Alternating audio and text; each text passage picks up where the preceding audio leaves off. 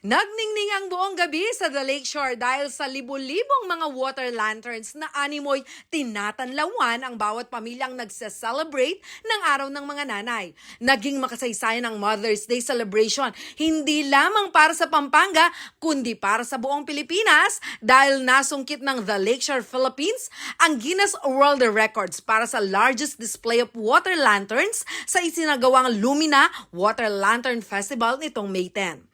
Ang release of water lanterns ay binantayan at minonitor mismo ng mga representative mula sa Guinness. It is a new title, and the minimum number to achieve this record was 10,000. And it had to stay afloat and illuminated for at least 5 minutes. After a careful review of the evidence, I am very pleased to announce the result. The largest display of water lanterns consists of 11,060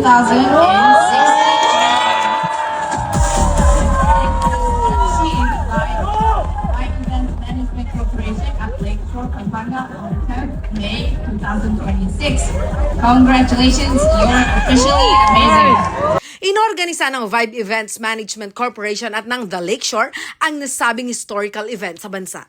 Mula sa 10,000 na target, nakapagpakawala ng higit 11,000 na water lanterns sa 12 ektaryang laki ng lawa na matatagpuan sa The Lakeshore sa Mexico, Pampanga.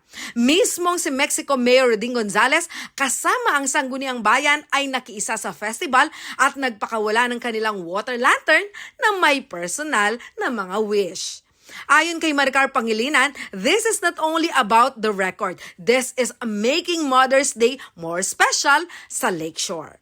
So, ang purpose talaga namin is, nung nag-iisip kami, bakit anong date? So, sabi ko nga, why don't we do it something like on a Mother's Day? Kasi nga, di ba, Lumina means light.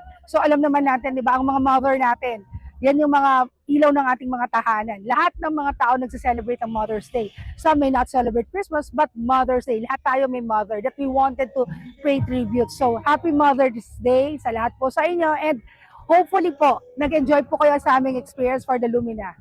Nilinaw din ni Pangilinan na ang Lumina ay isang malaking eco-friendly water lantern festival sa Pilipinas dahil gumamit sila ng biodegradable materials at LED lights imbes na apoy upang mapanatiling ligtas at malinis ang lawa. Lanterns are made of lahat po biodegradable. So yun pong pinaka-base niya, wood siya, pero in the long run, pagka nababasa siya, para siyang nagiging foam. And then yung paper is the rice paper. So medyo talagang hindi talaga siya hazard sa ating water. Since alam naman natin dito sa Lakeshore, di ba, we have fish sa lake, so meron po kaming fishing activity. So safe pa rin siya. Samantala, bahagi ng kinita mula sa events ay ilalaan para sa back-to-school programs ng 5 barangay na nakapalibot sa The Lakeshore. Ako si Jana Lumbang Parungaw para sa Balitang Balita.